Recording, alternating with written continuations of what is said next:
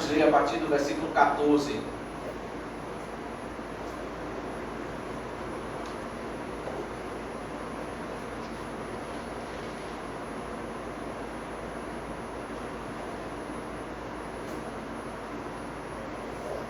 Porque bem sabemos que a lei é espiritual, eu, porém, sou carnal, vendido à escravidão do pecado, porque nem mesmo compreendo o meu próprio modo de agir, pois não faço o que prefiro e sim o que detesto.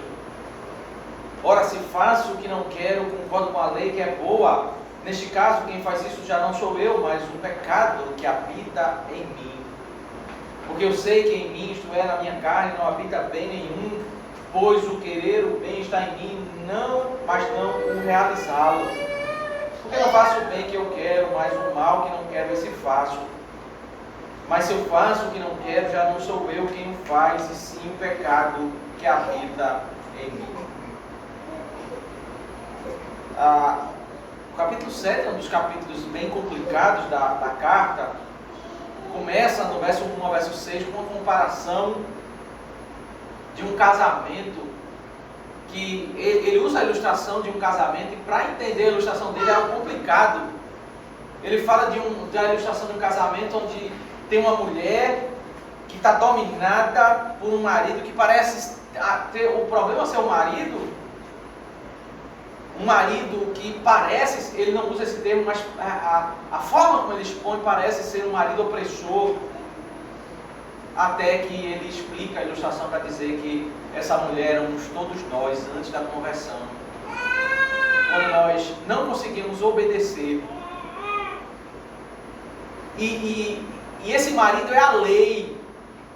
Nós nunca, é como uma mulher que no final do dia ela nunca consegue agradar o marido. Éramos nós antes da conversão, nós nunca conseguimos cumprir a lei, e estávamos como que num estado de prisão, e somente a morte. Daí ele usa a ilustração do casamento, porque você só pode sair de um casamento para outro casamento se houver uma morte. Até que houve a morte de Cristo, e nós saímos desse primeiro casamento para o segundo casamento. O ponto, essa é uma das grandes dificuldades da nossa geração.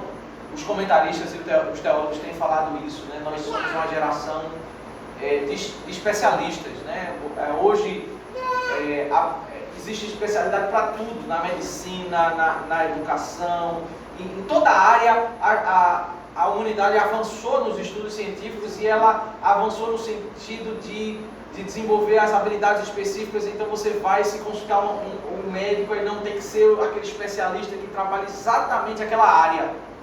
Isso trouxe muitos benefícios, porque as pessoas passaram a focar em áreas específicas, e eles se aprofundaram e se enriqueceram no conhecimento.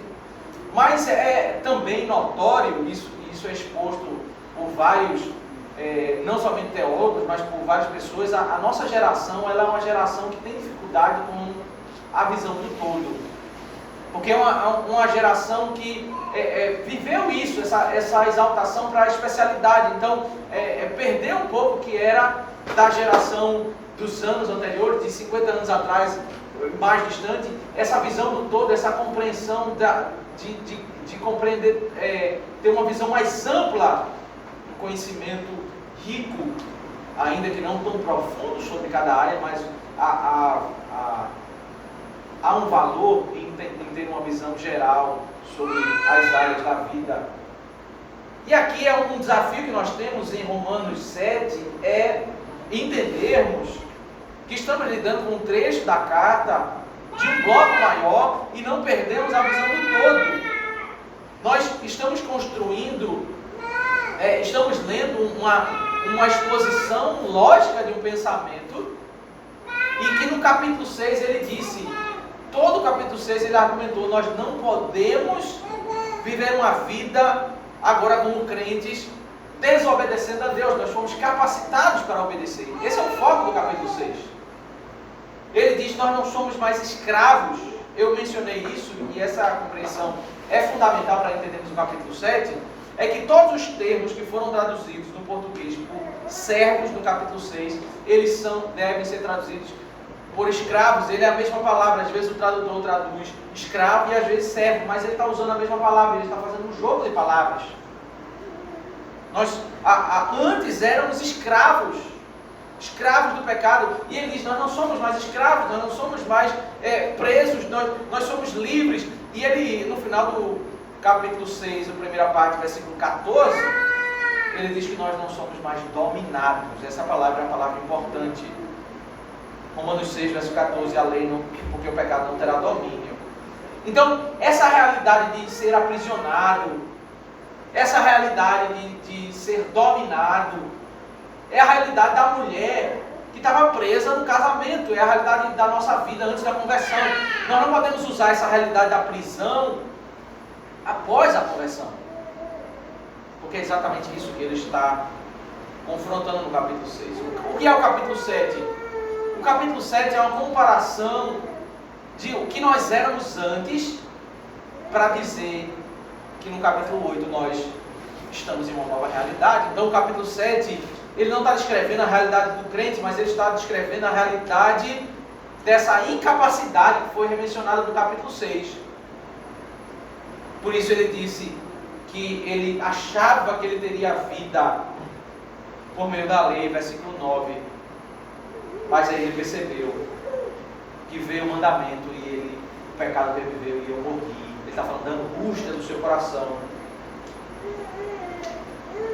Aqui não é a palavra de alguém que está se desculpando pelos seus pecados, mas é o relato, até porque ele já expôs no capítulo 6 que não há desculpa, não há como o crente agora não entregar a sua vida para a obediência. Ele é capacitado.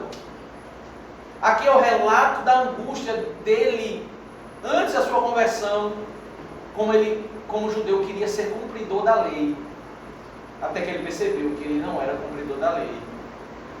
Ele diz, porque bem sabemos que a lei é espiritual, eu porém sou carnal, vendido à escravidão do pecado. Percebeu? Eu fiz essa introdução longa para nós entendermos o seguinte, meus irmãos. Ele, no capítulo 6 e o capítulo 7, até o versículo 13, ele usou essa terminologia de escravo do pecado para a sua própria vida e para todos os crentes quando eram incrédulos. Então, obviamente, ele está continuando o raciocínio. Ele não está descrevendo o eu, Paulo, convertido. Ele está descrevendo esse cenário do capítulo 7 até o versículo 13. Eu, antes da conversão. O problema, ele está dizendo claramente, o problema não é o marido, a mulher que somos nós antes da conversão. Ela pode se queixar do marido. O marido é muito exigente. Mas na realidade a alta exigência do marido é porque essa mulher ela é muito incapaz de cumprir aquilo que é puro, aquilo que é santo. Nós, é a realidade de Romanos 3, nós éramos depravados, incapazes de cumprir, de obedecer. A lei é espiritual, nós somos carnal, vendido à escravidão do pecado. Ele está escrevendo ele antes da conversão. O cenário de morte, o problema não é o marido é espiritual. Mas o eu Paulo, antes da conversão, o eu que chegou à conclusão da angústia, do sofrimento, ele diz, eu sou carnal, vendido à escravidão do pecado. Obviamente ele não está descrevendo ele convertido, porque ele já disse no capítulo 6 que nós não somos mais escravos. Nós podemos obedecer, nós podemos viver uma vida santa, nós somos mortos e ressuscitados com Cristo para obedecer. Mas ele está descrevendo, esse verso 14 ao verso 25 é uma ampliação do verso 9 ao verso 11, quando ele descreve o momento em que ele percebe que ele não é cumpridor da lei. Ele, como judeu devoto, que queria obedecer à lei, ele diz, ele percebe, a lei é espiritual e eu sou carnal. Existem dois destaques sobre essa expressão do versículo 14. Esse versículo 14, ele jamais seria dito por um cristão convertido à luz do que ele disse no capítulo 6. O cristão não é escravo. O cristão não é agora prisioneiro, ele é livre para obedecer, ele é capacitado para obedecer. Ele não usaria o termo de escravo do pecado, porque ele passou o capítulo 6 todo dizendo: nós não somos mais escravos do pecado. Essa expressão escravo do pecado é a expressão que ele usa para a mulher prisioneira desse casamento. É a nossa realidade antes da conversão. No entanto, essa expressão também não é citada pelo um judeu comum. Um judeu, ele batia no peito e ele dizia: a lei é espiritual e eu sou íntegro, eu sou perfeito, eu sou cumpridor da lei. A história das duas orações do fariseu e do publicano ilustra bem isso, quando o publicano ele se humilha e o fariseu bate no peito dizendo: eu sou o cumpridor da lei. Por isso, eu concordo com o Martin Lloyd Jones quando ele comenta esse texto. Ele diz o seguinte, que aqui nós temos a descrição do apóstolo Paulo no momento daqueles 3 dias, daquele momento em que ele se encontra com o Senhor diz: por que você me persegue? Aquele homem fica cego e ele é tomado de uma profunda angústia. Ele passa 3 dias e 3 noites sem comer. Ele não foi convertido, porque ele só vai ser convertido quando Ananias, depois dos 3 dias, entrar lá, pregar para ele, colocar a mão na cabeça dele e ele ser batizado. Nesses 3 dias, ele percebeu que ainda que ele era um judeu devoto, ele não era cumpridor da lei. Ele é tomado de angústia. Quando a gente passa por um episódio de tristeza, a gente perde o apetite. A comida, ela tem essa relação com a alegria. Como é bom comer uma comida boa. Quando a gente tem celebrações, casamentos, festas de aniversário, a gente sempre faz uma mesa farta, porque é prazeroso comer. E é prazeroso comer quando nós estamos felizes, celebrando. Sempre que... Por isso aí a conexão, né, do jejum com o arrependimento. Porque o Senhor, quando Israel estava cometendo as imoralidades, quando Nínive estava cometendo as imoralidades, o Senhor proclamou ali, convocou eles ao arrependimento, aí eles jejuaram. O jejum é: eu estou profundamente triste. E isso vai ser evidenciado: eu vou deixar de comer. Então, eu estou profundamente triste, aí eu boto um banquete diante de mim. Não combina. O tirar a comida, ele representa isso. E Paulo, ele viveu esses 3 dias ele sem comer. Não foram 3 horas, foram 3 dias sem comer. Em profunda angústia do seu coração. Ele percebeu. Ele não está convertido, mas ele percebeu que ele está... Ele é alguém escravo do pecado. Ele olha, o versículo 9 é muito claro isso, quando ele diz: houve um tempo em que sem lei eu vivia, mas quando veio o mandamento, o pecado reviveu e eu morri. E verifiquei que o mandamento me havia sido dado para a vida, esse mesmo se tornou mandamento para a morte.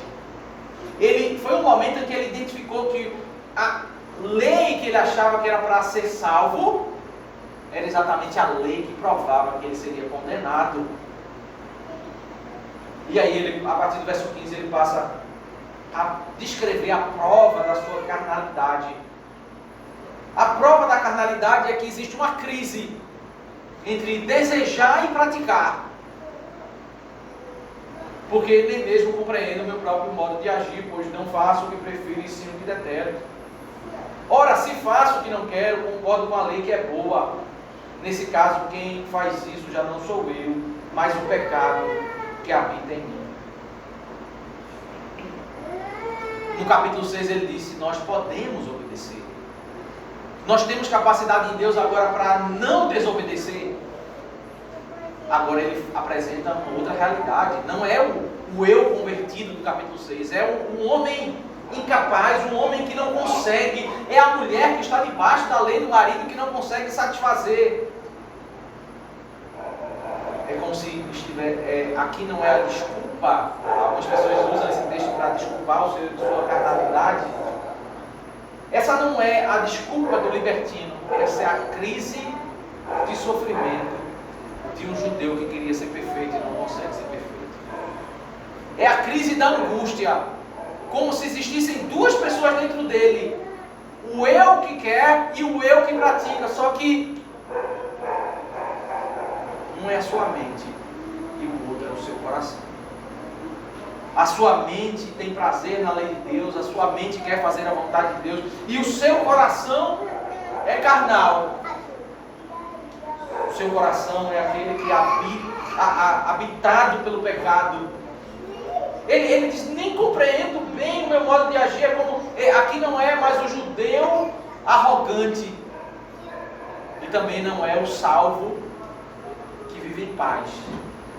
Aqui é o judeu em crise. Ele não é nem um judeu comum, incrédulo, nem um novo convertido que sabe. O grande contraste do capítulo 8, ele vai dizer, nenhuma condenação há. Essa crise não é a crise do convertido, porque o capítulo 8 ele vai descrever, nós não vivemos mais nessa realidade. Essa realidade da crise. Estamos em Jesus Cristo. Mas aqui nem mesmo compreendo o meu próprio modo de agir, pois não faço o que prefiro, sim o que detesto. É o relato de uma pessoa fracassada, que não consegue obedecer.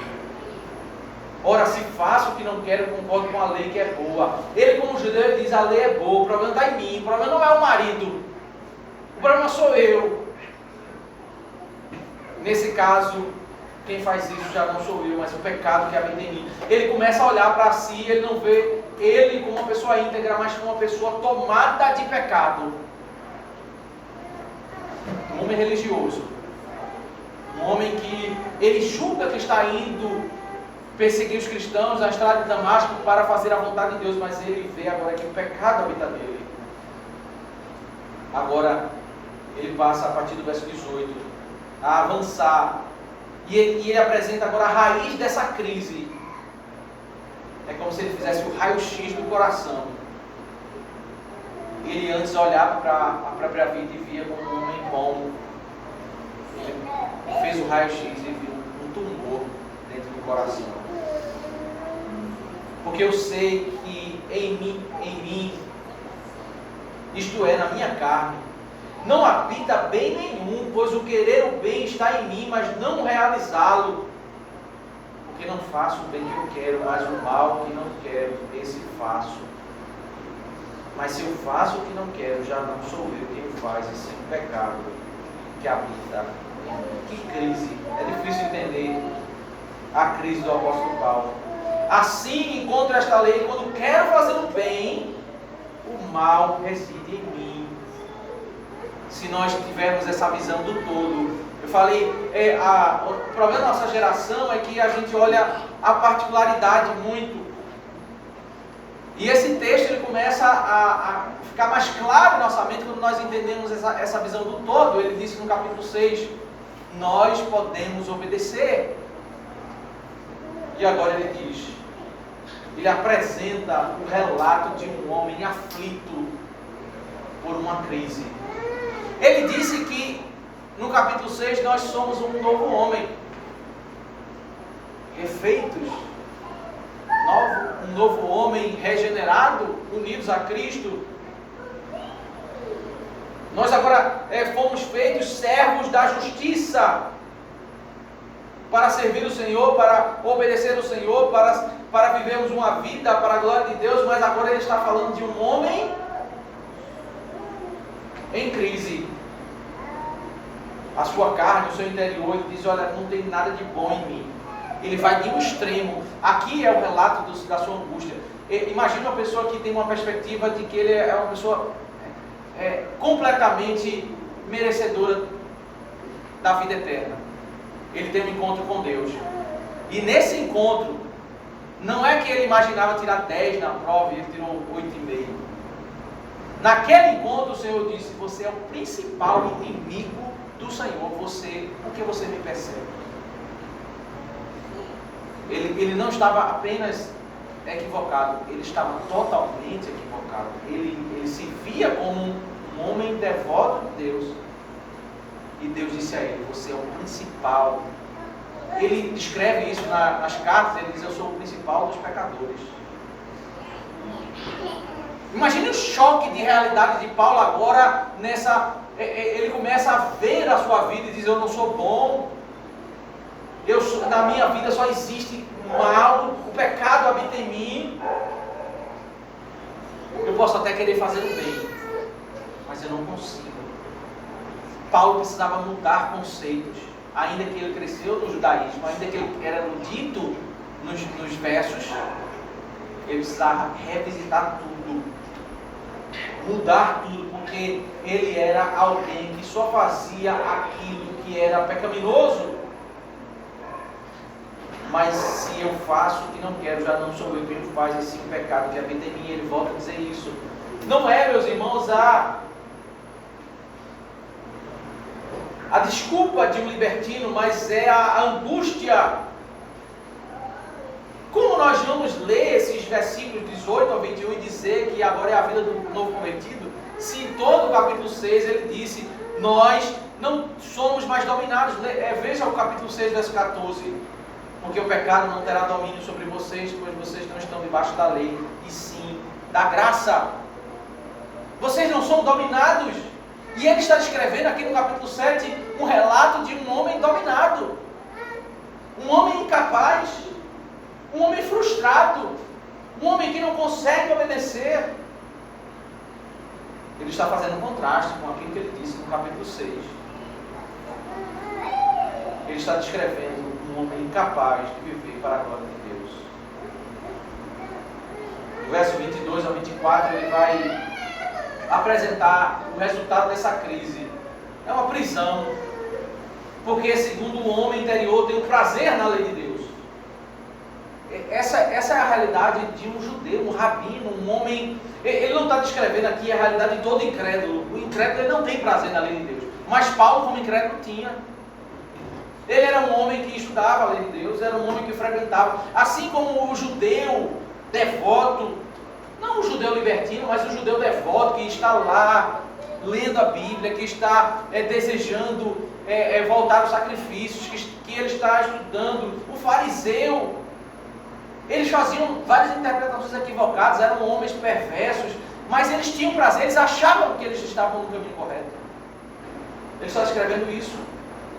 Segundo o homem interior, eu tenho prazer na lei de Deus, mas vejo nos meus membros outra lei que, guerreando contra a lei da minha mente, me desfaz prisioneiro da lei do pecado que está nos meus membros. Ele está descrevendo a mulher que era prisioneira daquele casamento anterior.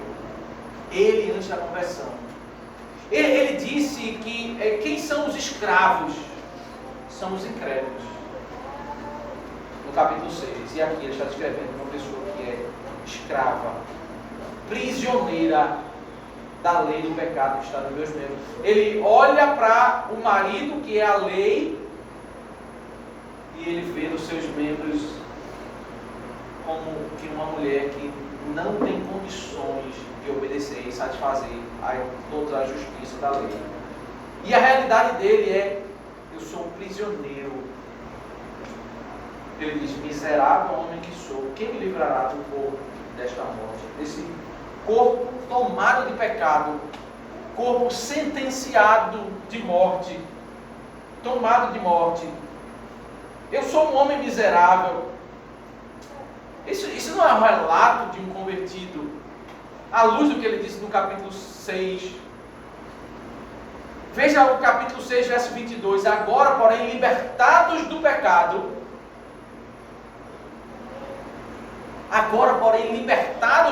capítulo 6, verso 22. Então nós somos livres.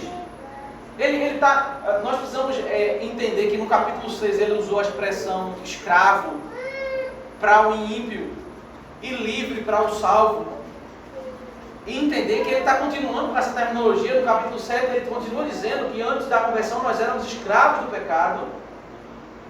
E por isso nós somos, antes da conversão, ele descreve a sua cena, e todos nós, quando nós percebemos, percebemos a nossa miséria. Antes da conversão de todos nós, antes da alegria de percebermos o perdão, nós passamos por um luto. É o luto da percepção como nós somos pecadores diante de Deus. As pessoas dizem, eu sou pecador. Toda a humanidade diz, eu não sou perfeito, eu sou pecador. Pode ser que existam algumas pessoas que digam até que são perfeitos, mas no geral as pessoas dizem, eu sou pecador. Mas esse não é o ponto. O ponto é, existe um momento na vida das pessoas que se convertem que elas entendem de fato o quanto elas são pecadoras diante de Deus. Aquele momento antes da conversão onde a gente vai ao profundo sofrimento para depois entender o perdão em Deus e descansar em paz. Antes da paz existe a angústia. Paulo está falando exatamente desse profundo poço de angústia. Ele se via como um homem bom e agora ele se vê como um perverso. A transição, a resolução disso aí, agora ele apresenta no verso 25, quando ele diz, graças a Deus por Jesus Cristo, nosso Senhor. Esse é um dos versos mais difíceis, parte final do verso 25, porque é natural que a partir do verso 25 ele está falando que eu era escravo, mas agora eu sou liberto, e ele não falasse mais sobre escravidão. E ele, no final do verso 25, ele volta a falar sobre escravidão, quando ele diz de maneira que eu de mim mesmo, com a mente, sou escravo da lei de Deus, mas segundo a carne, sou escravo da lei do pecado. A solução para essa dificuldade, meus irmãos, é entendermos que nos escritos de Paulo isso é muito comum que ele está fazendo. Ele não segue uma ordem cronológica. Se nós entendermos o capítulo 6, ele fala da vida do convertido.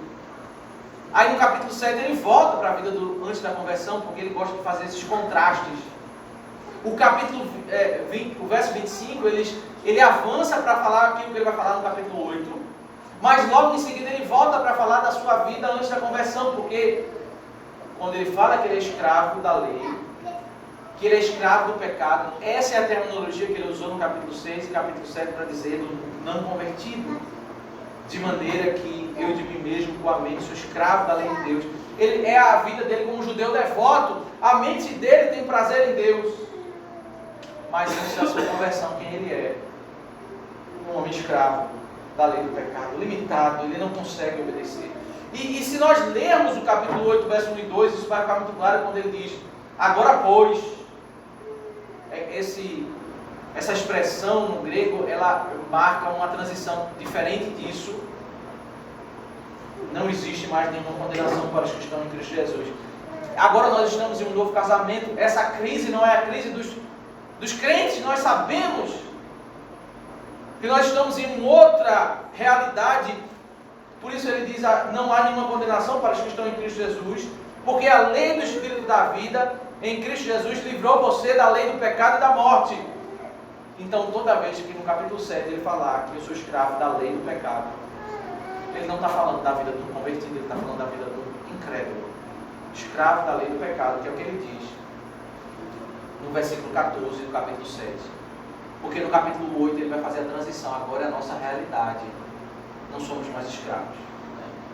Que lições, meus irmãos, nós podemos extrair desse texto complicado, complexo, mas que quando nós olhamos para o todo, nós percebemos que Paulo ele quer fazer o contraste com a nossa realidade de capacidade de obedecer para a crise da incapacidade.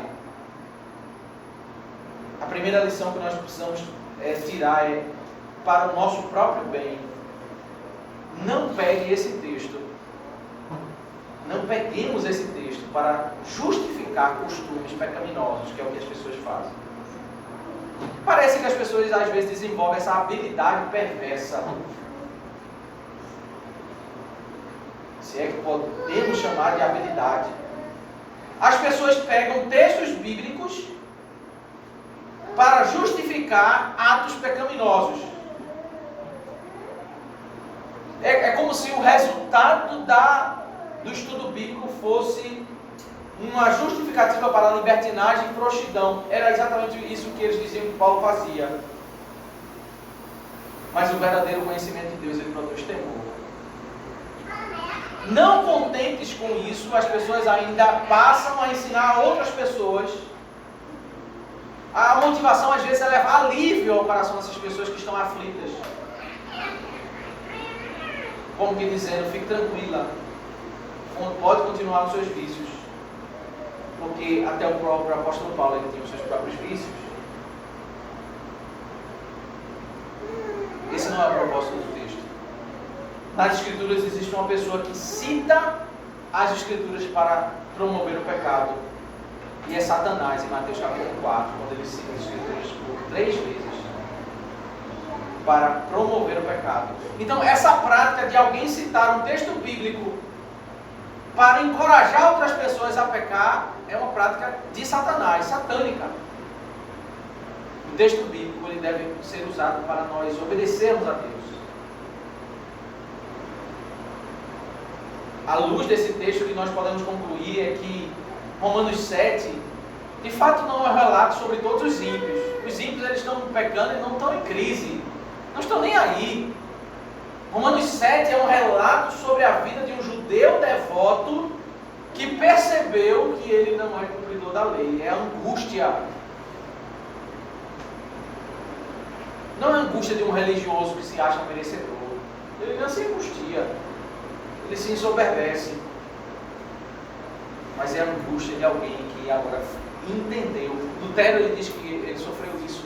Antes de Lutero entender a justificação pela fé, ele disse que passou alguns dias em profundo sofrimento. Ele ficava se martirizando. Ele ficava fazendo penitências. Ele queria de alguma forma reparar, porque ele entendia que ele não conseguia ser perfeito. Até que ele entendeu a justificação pela fé, ele descansou em Cristo. Não podemos pegar esse texto para justificar o pecado. Esse texto, meus irmãos, ele nos fala que a nossa realidade, se nós entendermos isso à luz desse conjunto, desse todo, essa não é a realidade nossa.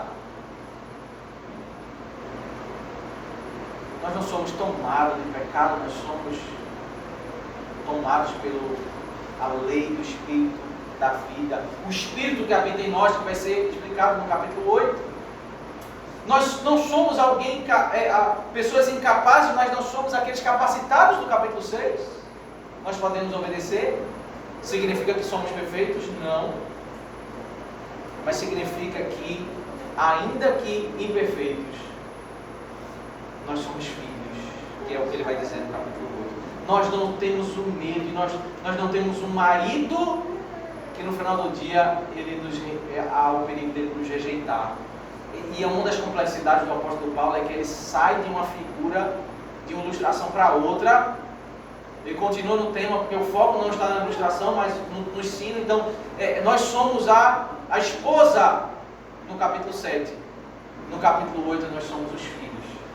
Ele sai da figura matrimonial para a figura, agora pai e filhos. No capítulo 8, nós somos os filhos amados de Deus. Ele vai descrever exatamente a figura do capítulo 7 é um casamento opressor. A figura do capítulo 8 é que a realidade dos crentes são filhos que sabem que jamais vão ser rejeitados pelo Pai. São queridos, são abraçados, são capacitados. Não há nenhuma condenação. Ele vai falar sobre herança. Ele vai falar que até nas nossas dificuldades o Espírito nos ajuda a lidar com as dificuldades, com gemidos inexprimíveis. E no final ele diz o seguinte: quem nos separará do amor de Deus? Ele está falando da agora nova realidade. Não, é a realidade de uma pessoa que está tranquila.